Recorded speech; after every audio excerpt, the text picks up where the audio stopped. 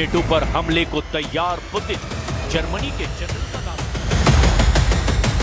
15 अगस्त 2025 को अलास्का में राष्ट्रपति ट्रंप से राष्ट्रपति पुतिन की मीटिंग के बाद से पुतिन ने 21 अगस्त से जो कोहराम यूक्रेन में मचाना शुरू किया है, उससे यूक्रेन, यूरोप और नेटो के होश फाख्ता हो गए हैं।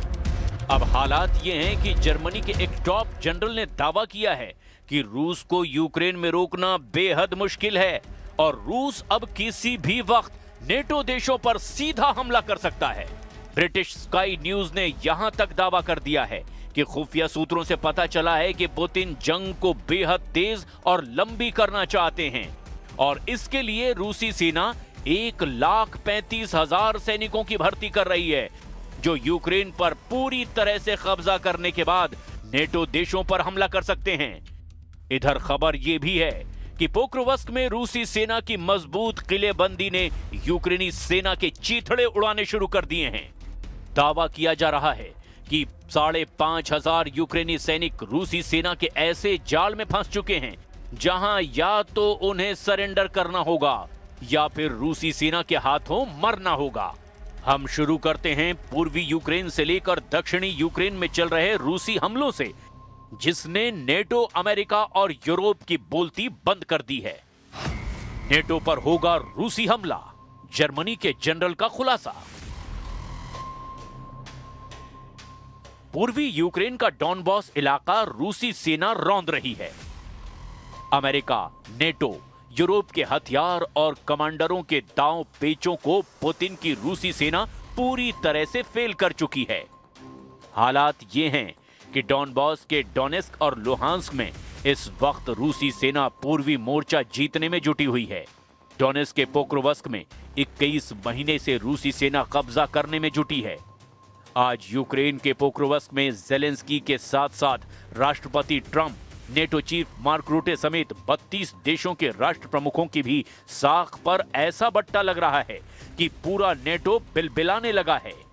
यकीन करना मुश्किल है, लेकिन रूस ने पूर्वी यूक्रेन के सबसे मजबूत गढ़ में से एक पोक्रोवस्क में यूक्रेन और नेटो को धूल चटा दी है।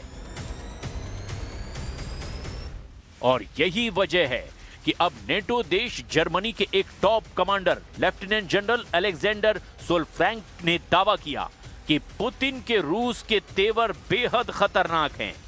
जर्मनी के लेफ्टिनेंट जनरल अलेक्जेंडर सोलफ्रैंक ने खुफिया रिपोर्ट के आधार पर दावा किया कि रूस कल तक नेटो पर हमला करने में सक्षम होगा। रूस किसी भी समय नेटो क्षेत्र पर सीमित रूप से हमला कर सकता है।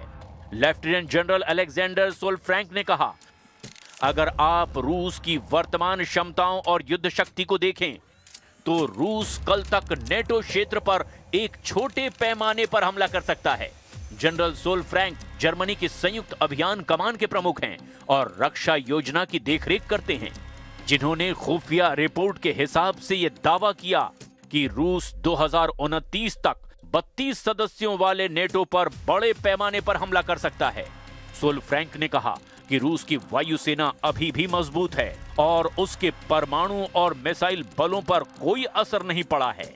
लेफ्टिनेंट जनरल अलेक्जेंडर सोलफ्रैंक ने आगे कहा कि रूसी काला सागर बेड़े को काफी नुकसान हुआ है, लेकिन दूसरे रूसी बेड़े कम नहीं हुए हैं।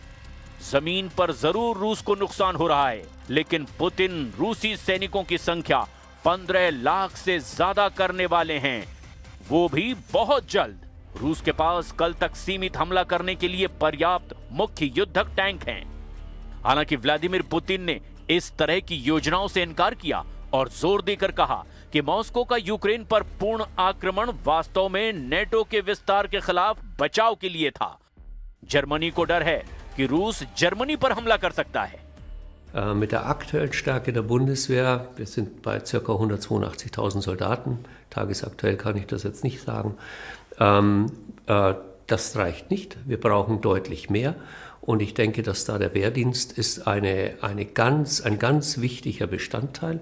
Andere Nationen machen uns das vor, die Schweden, die Dänen, andere Nationen, die auch wieder zum Wehrdienst zurückgekehrt sind. हमले को तैयार 1,35,000 रूसी सैनिक। कई कोशिशों के बावजूद रूस यूक्रेन के बीच जंग अब भी नहीं रुक पाई है। हालात ये हैं कि रूस यूक्रेन के पूर्वी हिस्सों में जहां कोहराम मचाए हुए है, तो दक्षिणी यूक्रेन में हमले बेहद तेज कर चुका है। पावलोका में भीषण लड़ाई जारी है। यूक्रेन की सेना का कहना है कि उसकी वीर ब्रिगेड मोर्चा संभाले हुए है, लेकिन किसी को यह नहीं पता कि यूक्रेन के वीर ब्रिगेड क्या वाकई में रूसी हमलों को रोक भी पा रहे हैं या नहीं। कुछ रिपोर्ट्स में यह भी दावा किया गया कि रूसी सैनिक पूर्व खाकोवका में पानी के रास्ते प्रिमोस्के में यूक्रेन की सीमाओं में सेंध लगाने की कोशिश कर रहे हैं, और जापोरेजिया में रूसी सैनिकों के घने कोहरे का फायदा उठाकर यूक्रेनी क्षेत्र में और अंदर तक घुसने की कोशिश की गई है। ये खबरें आ रही है।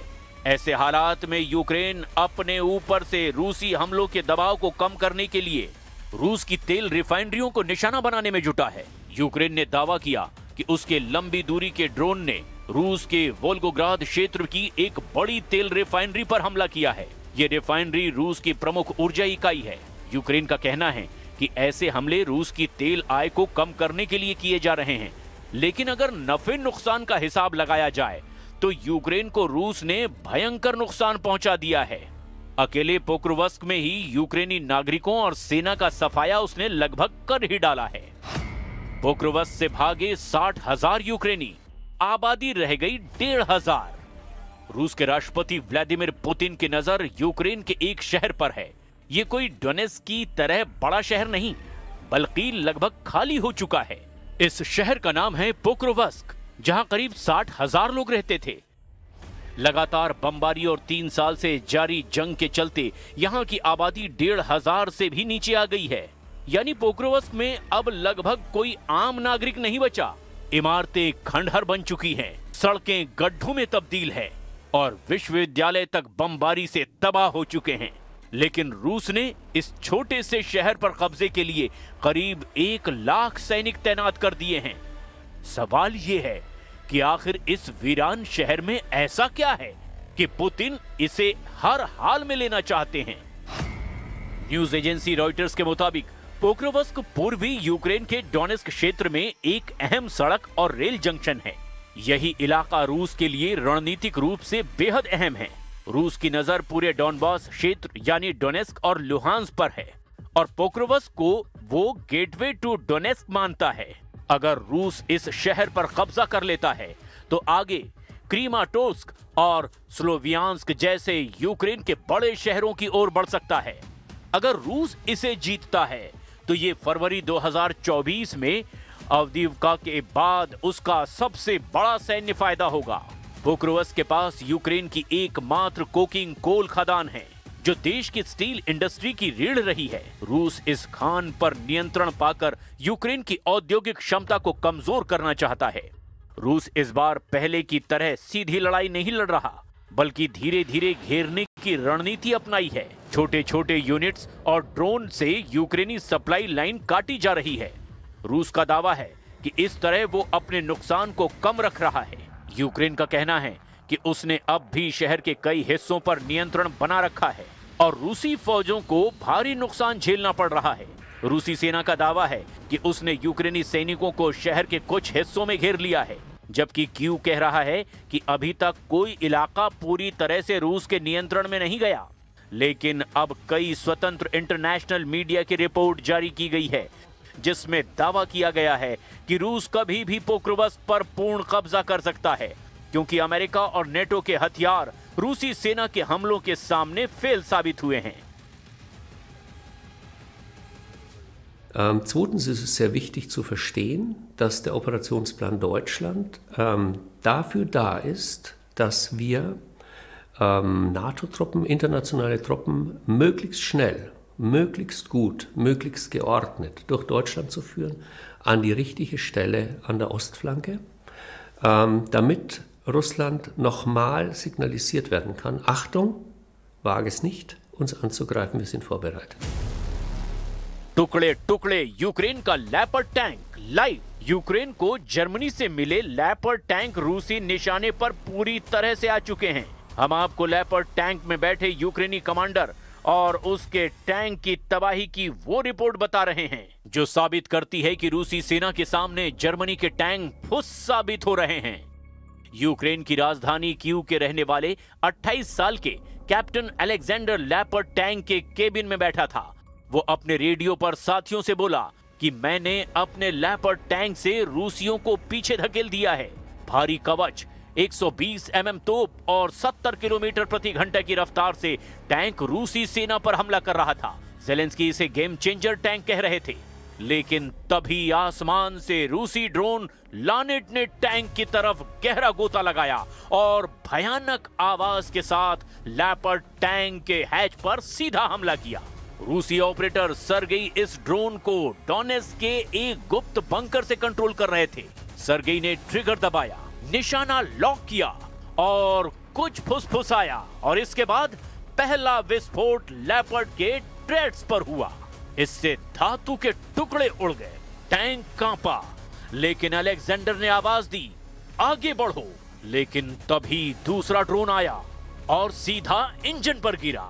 विस्फोट की लपटें भड़की और ये टैंक टुकड़ों में बिखर गया। जोरदार धमाके से कुछ सेकंड में ही यूक्रेन को जर्मनी से मिला लैपर्ड 2A6 टैंक टुकड़े टुकड़े हो गया। यूक्रेन के इस टैंक की तबाही का लाइव वीडियो रूसी ड्रोन के कैमरे ने कैद कर लिया।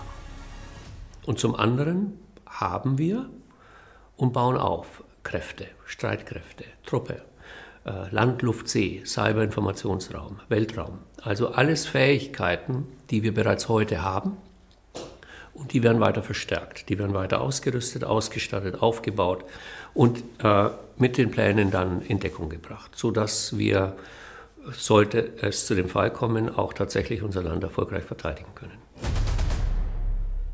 अब ऐसे हालात में अंदाजा लगाया जा सकता है कि रूस पूर्वी यूक्रेन से लेकर दक्षिणी यूक्रेन तक अजेय बढ़त के साथ आगे बढ़ता जा रहा है और अमेरिका और नेटो पुतिन का सिर्फ मुंह ताकने को मजबूर हैं।